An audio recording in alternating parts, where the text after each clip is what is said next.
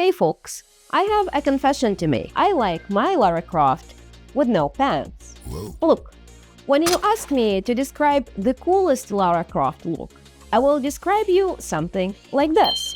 But if you ask me about Tomb Raider games, I will definitely tell you that Tomb Raider series where Lara wears pants are of far better quality than those where she isn't.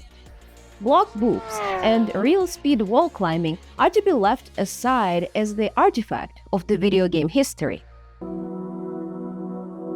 Lately, many video game characters have been subject to revision of their characters and looks, often drawing criticism of the character appearance and breaking game history. Lara is no exception. Are these girls too big or too small? Is the shape of the bow anatomically correct and moving with the tides? Is the stern protruding far enough for the liking of an average horny teenager? The protagonist's visual aspects remain one of the most divisive topics within the gaming communities, especially when it comes to the looks of the female characters. On the fringes, some argue that every female protagonist should look like a straight male teenager's wettest dream, while on the other side, some say that female leads should resemble real women, whomever those real women are claimed to be. The looks of female game tunes are admired as often as they are hated. This video will not give you any decisive conclusions about whether female protagonists are too sexy or not sexy enough, or what a female avatar is supposed to look like. I will instead try to answer how and why the topic of representation of a female body in games have become so divisive that there are companies, organized groups, and harassment campaigns battling over their viewpoint on what a woman is supposed to look like. On behalf of myself and Lara, today let's take a closer look at the battle over women's bodies in games.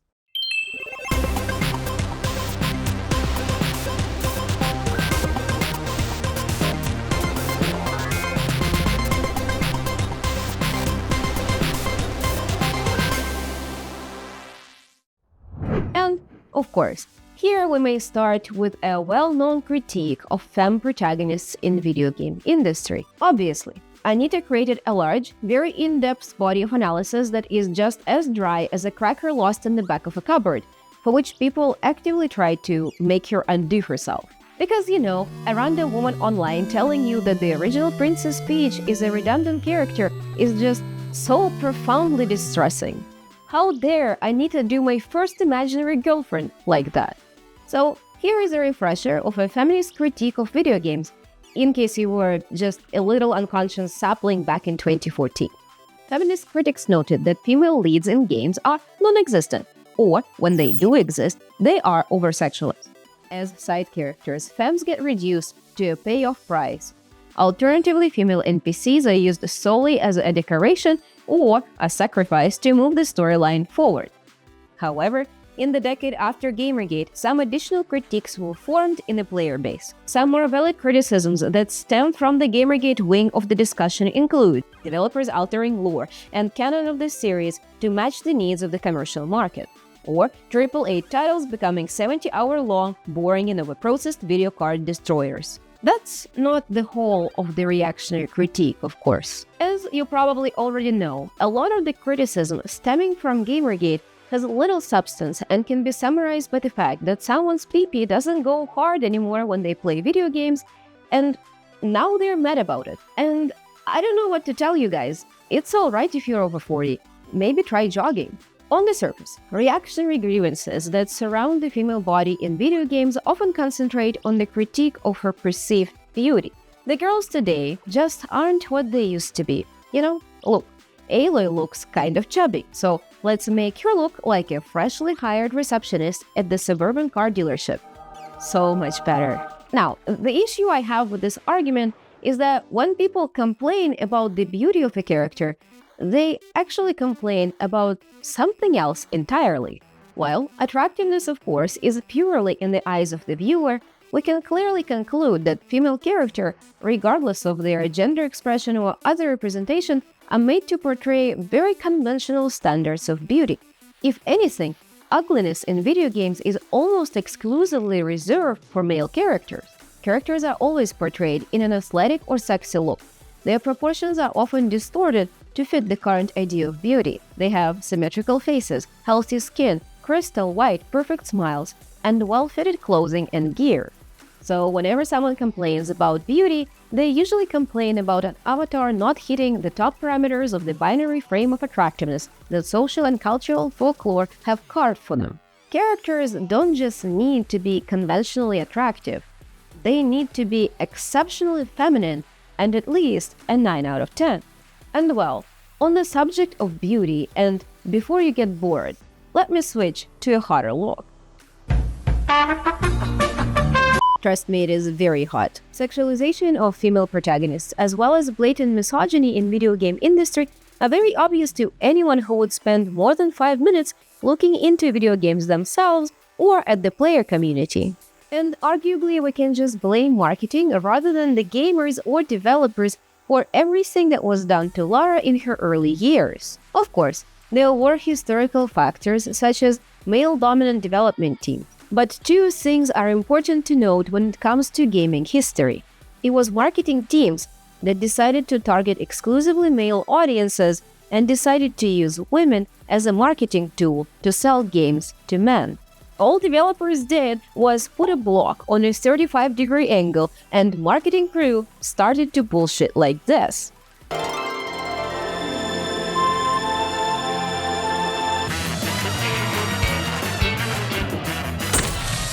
Mom know about this? Who? So I think we often forget that a lot of issues around sexualization of women in games don't come from the developers or from the player base. Instead, sexualization came to become a norm due to a multitude of factors, including actions of marketing strategists who were eager to put eroticized women on everything, from gaming consoles to shampoo to Xerox printers.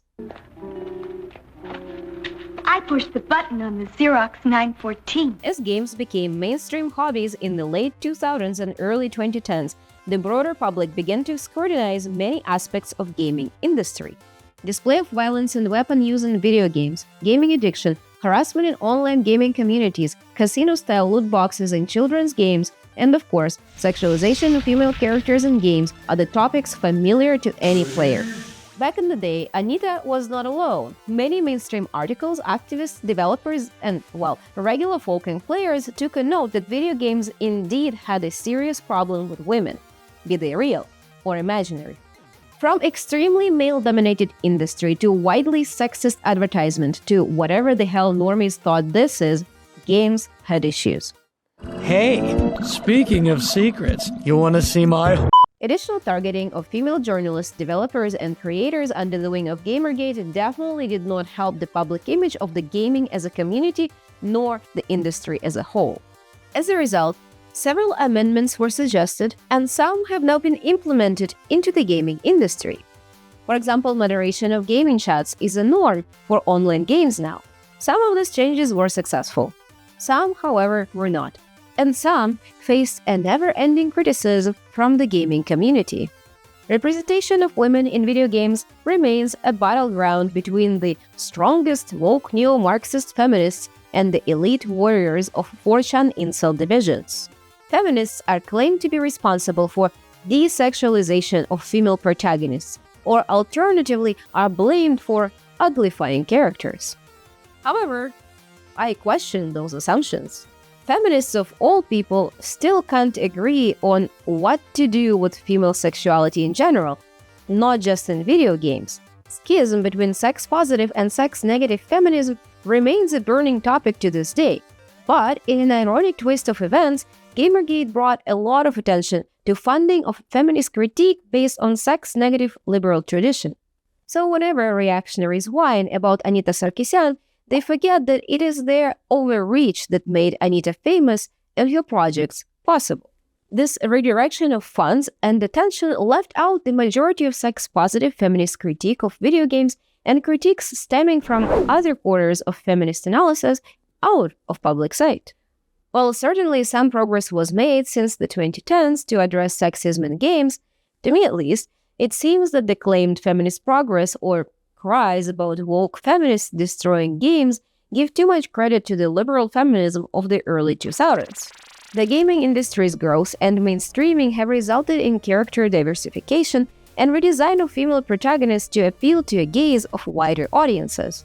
In addition, since 1990s, we have seen a change in idealized body type from more skinny to fit bodies, and this switch has been followed by many movies and games. And while as far as for sexism, as Amanda Cole notes in her 2020 deep dive into sexism in video game industry, female players still face a lack of representation and tokenism in games. And of course, we're still terribly familiar with online harassment in the gaming community. Wait, what was that? What was that about it being too early? Alright, my bad. That's why I recorded your voice and I just beat my to it. I don't appreciate that. So, I'm not sure how much, if any, of game design changes may be attributed to those woke feminists that famous gamers like Andrew Tate cry about on Twitter. That said, the main reason I decided to make this video was because I feel that the topic of female expression in games is rarely meaningfully explored. On one side of the internet, we have incels, aging reactionaries, and not like other girls who can't stop wailing and crying over the fact that female avatars don't look like their imaginary waifu. On the other side, we have a more academic, in-depth analysis that nonetheless rarely engages with the games from the gamer's position. Academic claims that book physics and open armor harm real women have existed for at least 20 years, yet solid research evidence that would support a claim of harm to actual gamers is hard to find. Whatever research is available is then often repeated in other research, creating a circle of academic papers that keep reciting each other and then repeat the same claims over and over and over and repeat the same ideas. We strive for realistic women, like sure, let's make every character properly dressed for their job of slaying dragons and farming in-game currency. That would surely end sexism. Now, there are some studies on that matter, don't get me wrong. I just think that most of them suck. Whenever academics talk about games, they try to be impartial, and being impartial often implies that research participants are women with little to no gaming experience. Since studies need to be standardized, participants often play a single game outside of any context. Usually Sims or similar simulators with character creators are used because research participants have no clue how to play a game and because somehow researchers still think that Sims 4 is a casual title. You know, nothing sounds more casual to me than modding a 10-year-old game simulator with drugs and addiction package. There are meaningful exceptions though. For example, teenagers and youth do overwhelmingly experience negative effects from playing as unrealistic or sexualized characters. The same is true for players who have prior issues with body image or self-acceptance. Any player who negatively compares themselves to game avatars is going to have a hard time with any unrealistic design, sexualized or not, and women indeed are more prone to issues with self-image. But when it comes to committed players or those who do not compare themselves to fictional characters or cohorts that do not have pre-existing concerns over self-image, research doesn't have much to say. So, since this is YouTube and I have no academic integrity, I decided to ask a very biased audience instead. I asked some of my gamer friends, took my thoughts, and questioned other players on Reddit. I asked my ladies which female video game characters they liked and why. Based on the degree of character sexualization, my results showed 3 pools of characters that other female players found deserving of attention. The first group included a variation of a strong female lead. We talk about Female V from Cyberpunk, Aloy from Horizon, JC from Control, Cassandra and Eivor from Assassin's Creed, Fems Shepard from Mass Effect, Jill Valentine from Resident Evil, Faith Connors from Mirror's Edge, Sadie Adler from Red Dead Redemption 2, and so on. This group, by far, included most characters and had overwhelmingly positive feedback from the players. It is not particularly surprising that female players prefer active and actionable characters with interesting stories, which, by extension, give female players a more active role in the story. The second group included characters that paid attention to femininity without paying strong attention to sexualization. Katone Shiomi from Persona 3, Princess Peach from Mario, Zelda from Princess Zelda, Tara Brandford from Final Fantasy, Haruka from Yakuza, Emma from Sekiro, Elizabeth from Bioshock, and so on. This group of characters expresses feminine traits that can speak to the female player's experience of femininity. This category also had the least characters noted, though it is also important to understand that titles that use meaningful soft femme characters are pretty scarce to find. Saving the best for last, the third group included characters who are both sexual and feminine. Shadowheart from Baldur's Gate, Evelyn and Diana from League of Legends, Bayonetta, Anta Kamaki from Persona 5, Nia, Pyrrha and Misra from Xenoblade, Yennefer, Triss and Shadi from Witcher, Chun-Li from Street Fighter, Milia Maxwell from Tales of Xillia, Alyssa and Lilith from Tekken, 2B from Nier Automata, Lady and Trish from Devil May Cry, and of course, Lara Croft. The reasoning behind choosing these characters as favorites was very similar to the first category of a strong lead. All these characters are viewed as badass, active characters with strong sense of agency and interesting personalities. This suggests that sexualized characters may have a very different effect on the player depending on the narrative and the player's perception of the game. Most commonly used terms to describe favorite female characters include, by far a stretch, the word badass, which was used to describe pretty much every favorite character. The favorites were also described using words like personality, agency, fun, beautiful, pretty, vulnerable, interesting, strong, and awesome. Some players noted that they preferred games with custom character creator. That is especially true for those who had a strong preference to play as a character that looks like a version of themselves. Many, or dare I say all women I've interacted with, including myself, prefer the female lead if such option is available. This aligns with academic research showing that women overwhelmingly choose to play as female avatars if are given the option to do so. I also excluded games like Overwatch or Valorant because characters in these games were noted in a positive light as a whole due to the great variety of playable female characters, and similarly, Fortnite was noted for the ability to change skins. Some more interesting choices included Princess Zelda and Princess Peach, two characters with a history of being damsels in distress, characters created solely as a prize for the male player. In a traditional feminist analysis, ladies like Princess Peach are presented as shallow, objectified, and supporting harmful representation. However, female players who choose to endorse these characters noted that they like them because of how these characters are positioned in gaming history and how they've changed with time. Both Princess Peach and Zelda started off as damsels decades ago, but are now presented in media as fully developed and often playable characters with their own identity and gaming mechanics, adding weight to the historical context of the characters. In academic analysis, players who endorse sexualized and objectified characters are marked as confused carriers of internalized misogyny. Of course, as a woman myself, I absolutely love it when a bunch of experts tell me that I don't understand even my own opinions. This shit just never gets old. Instead, if there is one takeaway from this little research, it is that female players create their own narratives around existing female characters, and their views do not necessarily match expected academic analysis based on sole visual design. The looks and actions of a character are perceived through a prism of the game plot, game history, nostalgia, imagination, and personal history of a player. After collecting feedback, it was very clear to me that female players differentiate between positive and negative femininity and positive and negative sexuality. Many may find Ivy Valentine over-sexualized, unrealistic, and unpleasant, while others may find her ability to whip the shit out of predominantly male player base to be an empowering version of femdom. And perhaps if someone decides to really put this theory to research, they could collect a graph of opinions so we can all understand the views of female player base. You can steal this idea, just promise me that your cohort will consist of actual female players and not of 262 women aged 17 to 45 with low previous gaming experience. Studies on the general public are relatively meaningless, or at least do not represent the experiences of the players who actually spend time on games. Instead, the data that they collect reflects the experience of a random person with the medium that they are not familiar with. Let me get out of this wetsuit before I get the heat stroke.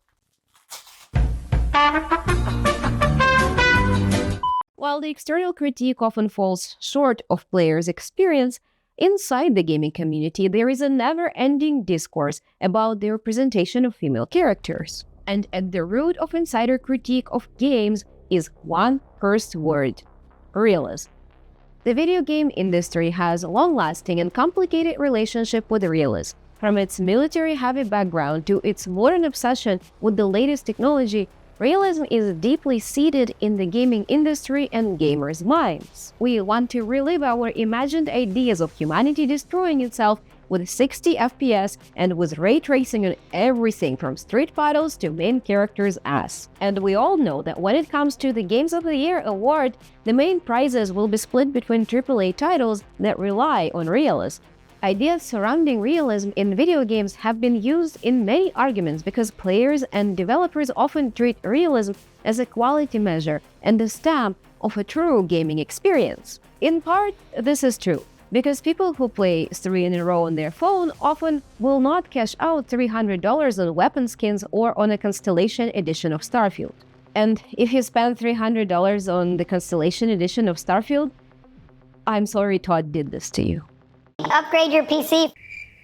Internal critique of the designs of female heroes also centers around realism. Common unrealities of female characters include disproportional ratios such as narrow shoulders or long femurs and legs, waist being too thin or hips being too wide, front load being too bouncy or too big, and my personal nemesis, centipede legs that grow from the sides of the pelvis, or lack of body hair, or lack of body fat, or lack of clothing, or simply attire just not fitting the story.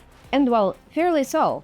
I can tell you that I absolutely love the armored bras and single shoulder plates, but I can't ever argue that those are realistic or practical.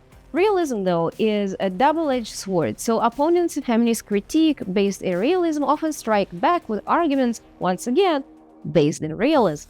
Common critique notes that characters like Cassandra or Eivor are not realistic to the roles of women in the patriarchal societies that these games represent. Or, one can note that female characters should be excluded from active roles in action games altogether, because real women are weak and squishy, unlike real men who are made of stainless and can all fall 300 feet into a pile of hay without a single scratch.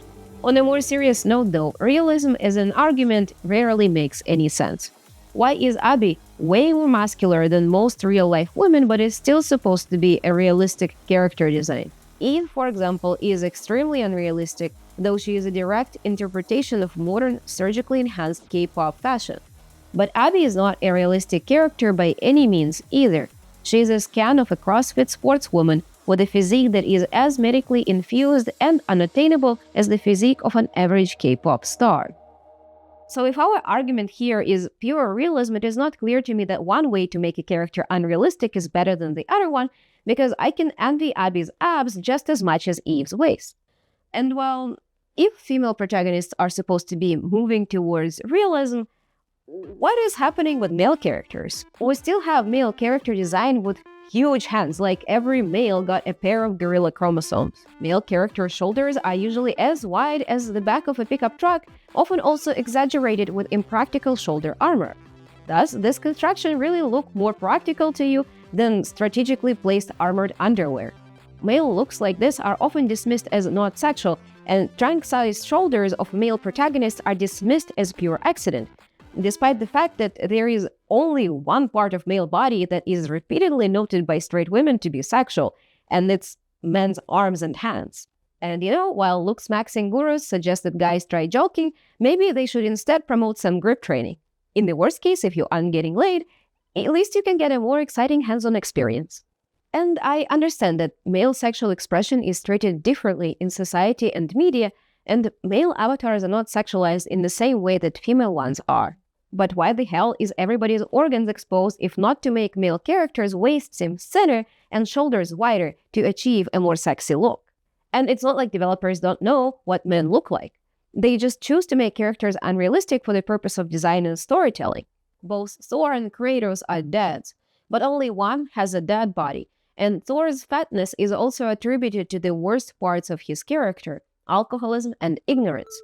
Also, if we want realistic characters, what exactly are we comparing them to? For example, developers noted that Aloy's design in Forbidden West was updated to look more realistic. My favorite armored bra is gone, and she's indeed looking more bulky. It looks like Aloy is made to look like a white liberal woman from suburbia. Maybe she should be driving Honda CR-V and not a broadhead.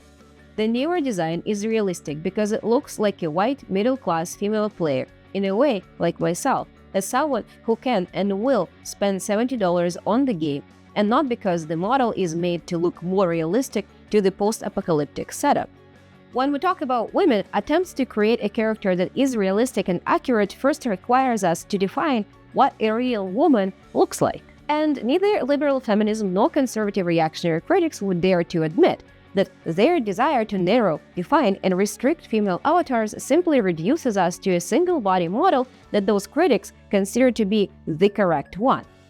Current female character design just copies modern white upper-class women in their looks and behaviors. I'm sorry, but this is not realism. This is just gamer version of Victorian fashion.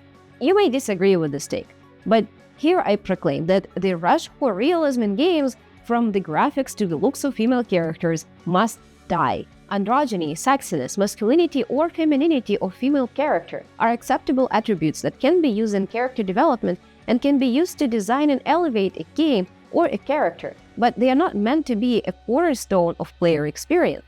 And well, since we're talking about presentation, let's do something fun. Let's analyze some video games. Let's take a second to talk about Nikki, the goddess of victory. Nikes are always up for a good show, even on the battlefield. There are two reasons to play Nikki, the goddess of victory: the front view and the back view. Normally, graphic games for men and narrative romance games for women share the same issue, that the gameplay in these games is either overly simplistic or terrible, or both. By adding guns and use of strategy to the game, Shift Up Studios are trying to make the impossible happen. They try to make a game that has jiggly boobs and is also fun to play. Roughly 30 to 40% of the Goddess of Victory player base in Asian countries are female, which is the equivalent share of female Minecraft players in Western countries. That is despite the fact that Nikis are quite literally objects. Here, women are strategic weapons of the game. And we may once again reduce the statistic to internalized misogyny of the female players that supposedly play with jiggly butts with one hand while spearheading the strongest wave of Asian feminism with another. But I think the answer here is far simpler. While some women find games like this repulsive, others enjoy sexualized characters because sexuality of female body is one of many facets of a woman's experience. It is well understood that many male players enjoy playing as over-sexualized male characters. Even though there are very different social implications for men and women who prefer to associate with eroticized characters, it is false to assume that same phenomenon will be absent from the female player base, even if it makes up a smaller proportion of female players. More typical feminist critique of female character development has an issue with sexualization of characters, but often completely dismisses the idea that video games, especially modern video games, are not just appealing to be played by straight teenagers. For example, let's take the famous Witcher 3 bathtub scene. Yes, there is Yennefer there showing off her piggy bank at the back, but that's not the main point of the scene. Geralt is. So can you look me straight in the eyes and say that this scene is written purely for the male gaze of a straight guy? And yes, male characters are treated differently by public gaze, but that also doesn't mean that male players are immune to the negative effects of male character sexualization, or that these characters are not perceived as sexual by female players. Yet discussion about the negative effects of the sexualization in the games rarely happens outside of pre-planned research that talks either about women being misrepresented, or about males being horny, or about queers being absent. And speaking about the Goddess of Victory, you may be more familiar with another controversial child from the Shift Up development team. Stellar Blade is an action-adventure game that received excessive attention because reactionaries within the Western gaming world decided that since Eve has shiny cheeks, the game should be good. This is telling of how these supposed gamers engage with the medium, but let's not get ahead of ourselves. I don't think affiliation with reactionaries is good for any studio, but that's also just something that happens in the Western fandoms when the character's ass has more personality than her face. Despite the reactionaries embracing female sexuality as of late, it doesn't take much attention to notice inconsistencies in reactionary support. For example, newer Tomb Raider games still have Lara as a sexy character with pretty face and very feminine look. However, the new design of Lara Croft is still considered to be woke and ugly by a more reactionary base, even though she is clearly neither of the two. ContraPoint suggests that Freudian analysis of Gamergate critique may be appropriate for analyzing reactionary opinions about female character design. And I do agree with Natalie that doing something like this would probably be funny and morally wrong. I also think that discussing castration anxiety, of all things, is not appropriate for my very family-friendly channel, so this section of the video is only available on Patreon. That said, the reactionary desire to reverse the times back to the days of Lara Croft block boobs and to make every female character look like a waifu of their dreams is nothing but nostalgia for the times that never were. Time moved forward as it does for all of us, unless you're watching this video from the other end of a wormhole. Some gamers were left behind, and now they are unhappy. Most of the games today appeal to a wider audience than that of 40-year-old Elon Musk Sims. And while there are still a number of players who are still neck-deep in ideas of Gamergate, they do not define the industry or community, not from artistic, not from the market perspective.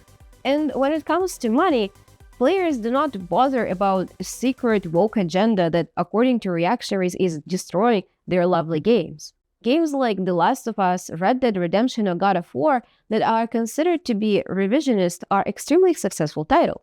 A wider player base doesn't bother about the political context of games at all. For example, the left's attempt to boycott Hogwarts Legacy didn't work either, as most of the players are either unaware of J.K. Rowling shenanigans or simply don't care. No matter how big their egos make them feel, reactionaries are but a pimple on the bloated body of a billion-dollar industry, and their boycotts have no effect on sales. Nonetheless, I decided to go a little further in exploring the common claims of the Gamergate community. I briefly looked at Go Woke, Go Broke narrative, as it is a surprisingly popular topic on the reactionary forums that I researched for this video.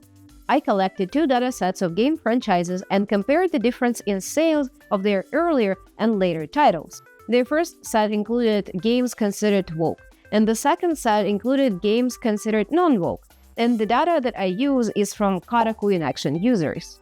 My base theory was that there should be no significant difference between the average sale increase between the 2 datasets, as the growth in sales would be related to the growth of the player base in the industry as a whole, and to nothing else. Okay, no. Don't click away. I'm sorry, I have to do this to you. This spreadsheet is important, and if you click away now after all these minutes that we spent together, I will be disappointed. The main limitation here is that each game had a different development budget and was sold for an unfixed period of time.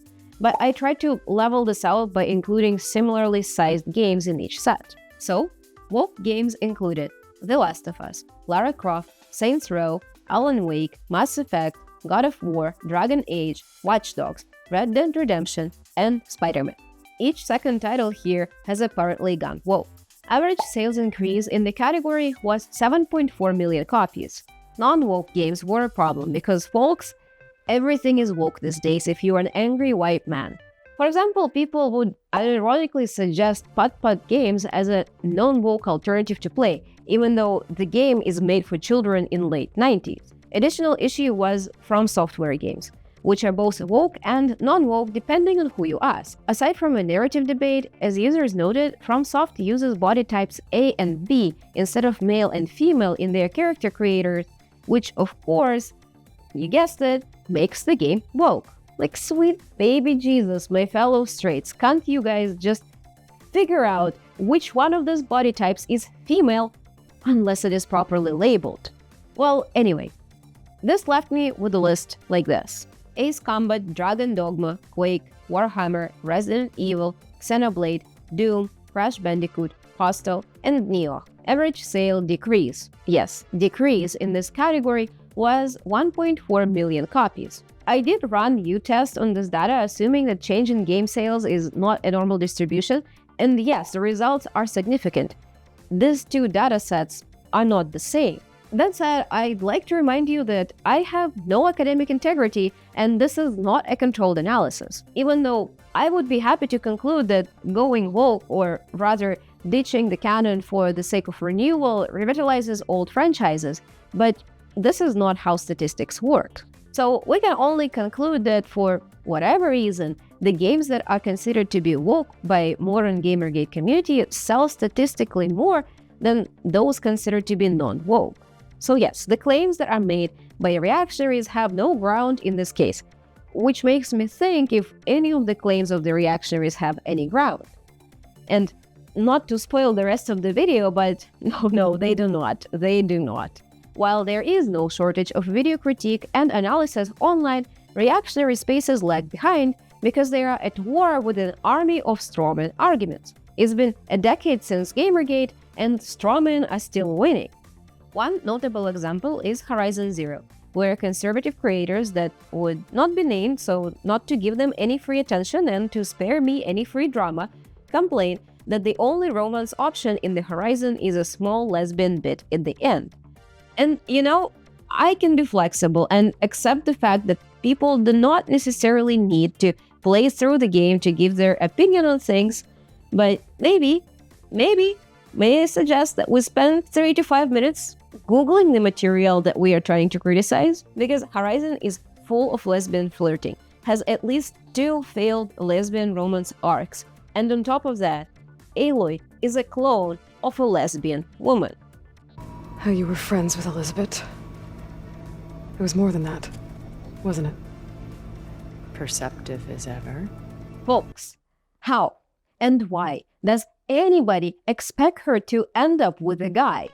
Fragile overreaction is also a common substitute for the opinion in the reactionary spaces and is even more ridiculous as a way to engage with games than the half-assed criticism. We all know the video of Heels versus Babyface having a temper tantrum over pronoun choice in Starfield, which quickly became an unfortunate but deserved mascot for the modern Gamergate community.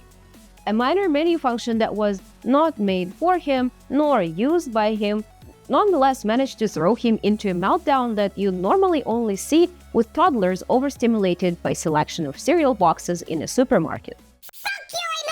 Segmentation of the female body is another notable and unsettling factor of the reactionary critique.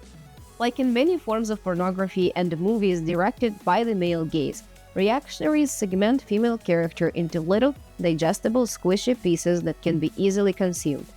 And they don't just do it in games, they instead do it in their critique of games. In reactionary critique, female avatars are rarely analyzed or criticized as characters, or even as whole things. Instead, they are chopped and sliced into body parts, single character traits, and breast physics. Feminist critique often falls short in understanding the segmentation beyond the previously noted male gaze. Whenever someone advocates for more moderate or realistic gear for the character, reactionaries in return will start to criticize the character's face, skin, or movements. Ultimately, interaction between both parties turns a female body into a map to be conquered and defined by the limits of political ideologies. And perhaps the biggest contradiction of the reactionary critique is the simultaneous hate for the female body combined with the desire to see more of it. Lara Croft in modern games is still a very feminine and sexy character design. And yet, her redesign is considered to be ugly by those whose brain got baked on Twitter. Come on, guys, give me a break. 20 years ago, you thought this is sexy. This simultaneous admiration and disgust with female body is not unique to video games and is a common reaction of conservative audiences to the female body in general. In reactionary or even socially conservative spaces, female nudity is permitted only if it exists as a service to the male viewer, but never when a woman is nude for practical reasons or whenever she uses it to own her own sexuality. Reactionaries within the gaming community are only interested in games as far as the games are catering to their interests and their views, and they react negatively to any game that is not meant to cater exclusively to them. That's also the reason I'm using the term reactionary in this video versus, say, for example, conservative, because many conservatives do not really bother with games at all, or completely oppose games, or many Gamergate actors are single-cause reactionaries and do not join any other social causes outside of gaming, and many reactionaries that exist on the far right only pile in with gamers because it furthers their cause and they have no shits to give about video games otherwise. Anyhow, the desire to only engage with medium that caters directly and only to one's own wishes and ideas makes some reactionaries believe that they need to defend their games from some undefined outsider threat. Outsider threat like a threat of a woman entering and reclaiming an exclusively male space. A non-conforming female character in-game, as well as a female player in a voice chat or a female developer on the team, are like wives in a man cave. Not only are they not welcomed, but they are viewed as an outsider no matter of their looks or their skill set. Whenever feminists and liberal critics talk about sexism in video games, they tend to miss a giant elephant in the room, because sexism in games is but a symptom of a far larger issue that exists in and outside of gaming. It is not sexism or misogyny, but the fear of other, or vaguely xenophobia, that is at the core of the reactionary and misogynistic opinions in the gaming community. In the reactionary critique, non-conforming female protagonists, as well as female players, are not despised because of the belief that women are inferior to men, but because women are other, the scary outsiders that threaten the inner circle of the reactionary player base. It is not accidental that the presence of people of color in either narrative or in development groups is also considered to be unacceptable by reactionaries and even more moderate conservative groups. Neither is it accidental that the conversation surrounding female player base is not centered around female player base being bad or being wrong, but rather on the idea that female players do not exist or there is not enough of us to make any significant difference or be represented in the community. This is a common thread of all harassment campaigns under the wing of 8chan and Gamergate from 2014. Harassment and dismissal of opinions of journalists, players, and developers are based on the premise that they are considered to be outsiders and cannot provide valid critique. Reactionaries reserve attacks to who the player is as the main factor that should exclude them from the media. This fear can encompass many and any groups: feminists, liberals, government, gays, or even Jews, or BlackRock, or World Economic Forum. There is persistent conspiratorial belief in the reactionary communities that any woman with an agency or a person of color that they see in-game was placed there by the external entity. See, of course, the recent backlash against the developer support groups with Baby Inc., or the claims that Big Rock or Klaus Schwab are interested in remaking games to turn us all into some sort of woke Marxist capitalist. If any of the Gamergate affiliates are still watching, guys, Klaus Schwab is a rare piece of shit, but he didn't steal your waifu's titties. In 2014, the same fear of external entities was directed against feminists who dared to criticize gaming spaces, specifically Anita Steri's feminist frequency. Feminist critique was perceived as coming from an outside, foreign entity. That was also in part because feminist frequency series was an attack on players' own cultural identity. And cultural identity can be very fragile. In a way, no matter how leftist I am myself, as a longtime gamer, I do share some of the same fears of the outside hand stealing something dear from me. Part of why it took me so long to write this text is because I'm also not completely excluded from this conspiratorial fear. While I stand in opposition to reactionary spaces, I too think that there is no reason for Unilever to do character design, no matter how inclusive those characters are. Whenever I dig into the topic of character design, I also dig into a misalignment within myself, where I both want to see more vibrant characters and unique narratives in games, but I also feel deeply attached to the characters who I consider to be inspirational and badass, but Anita considers to be inappropriate and harmful representation of women. However, it is important to understand that even when feminist critique fails, people who adhere by its reasoning act from desire to make games better and to recognize the value that women, among other groups, can add to the games. This is not true for the reactionary critique that acts as a premise for exclusivity and aims to restrict influence of the communities that they consider unworthy, both from player base and from development. Nonetheless, for a second, let me speak in defense of a straight man. Feminist analysis can fall into the trap of the patriarchal stereotypes just as easy as the games themselves.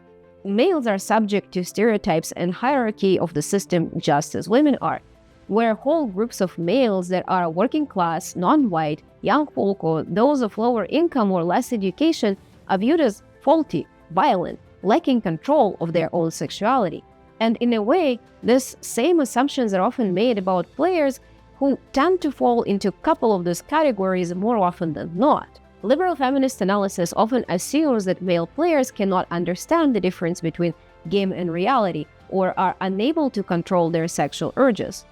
And really, I am not afraid of men who mod female avatars to look like imaginary girlfriend from Masterpiece.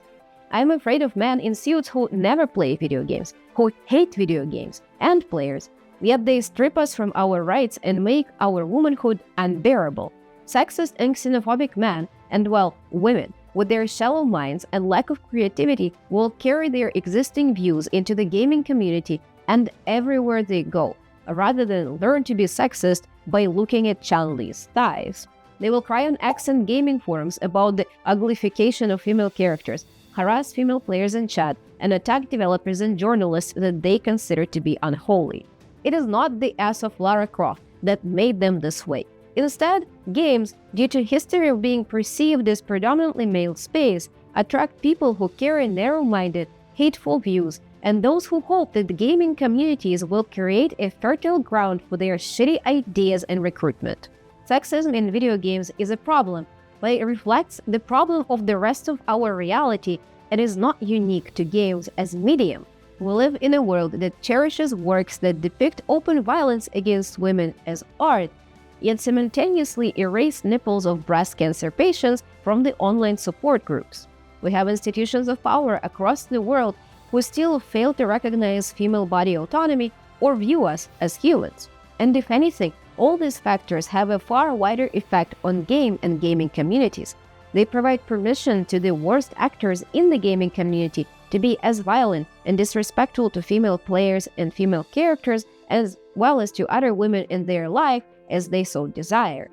Narrative around the female body in media is policed to the needs of the hierarchical systems that shape female bodies into desired molds who display with little consent. And games are no different.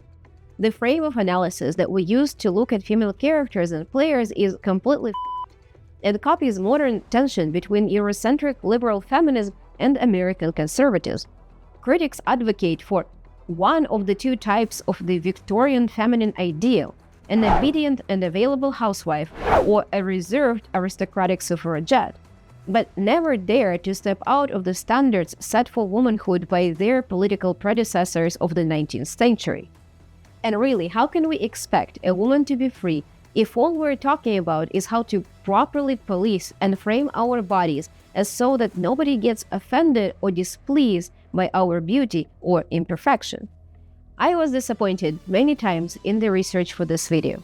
While I preemptively set my bar at below sea level for the reactionary critique as to not be disappointed, I also didn't find liberal feminist research to be particularly impressive.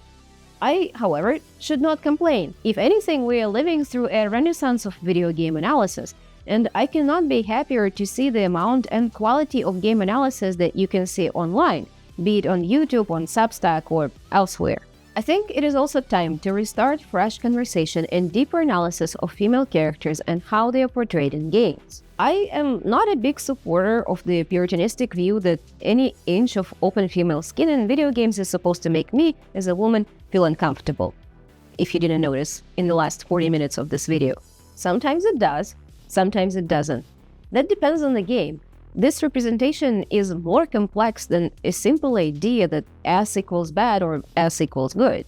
Even though I am very conscious with my skin and my life and prefer to wrap myself like a burrito, I do enjoy female characters with plenty of open skin. The reason for this is absolutely the same as to why other female players enjoy other female characters in fancy dresses or heavy armor. It gives me a safe space to associate with the type of femininity that I like and enjoy but would rather not replicate in my personal life or on my own body. It is not that important for characters to look like us, but rather to look the way we perceive ourselves, which can also be sexual among a multitude of other ways which are all valid. Games don't have to, but they can and do include sexual characters for the same reason that movies and books do. Because sexuality is an inseparable part of human experience, and because many creatives use that experience to produce media and art. And for the same reasons, games cannot exist in the constraints of reactionary critique, because reducing every character to pretty avatar creates dull stories and restricts storytelling and design of the game. Instead, as technology progresses and games change, creators should be encouraged to take creative risks and create characters that they think fit the narrative. In part, this is what we already see in development, and especially in development of indie titles that have been blooming with exciting titles, while larger studios continue to slash their development teams. And same can be said about video game critique. About 5 to 10 years ago, content around video games consisted of let's plays and guides, leaving analysis to media professionals. Today, things are different. Hundreds of gamers are releasing thorough analysis of game lore, community action, and character design. In my opinion, many of these creators and artists are pushing video games and development in the better direction. Not just for female players, but for all players. And I wish for the world where female characters can be presented in many ways, where stories and character designs are inspiring, fun, and indeed, badass. I do hope that there is a possibility for the developers and gamers to reshape the gaming industry for the better, where character design is used to tell stories and not as a marketing tool. And I hope that there is a world for the future generations of female players to enjoy the games with a variety of cool female characters and without sexist remarks and plots and without voice chat harassment in online spaces. And this is it for today. Special thanks to Athena and Patrick and all my patrons who make these videos possible. Most importantly, thank you for watching and subscribe so we see each other on the next one.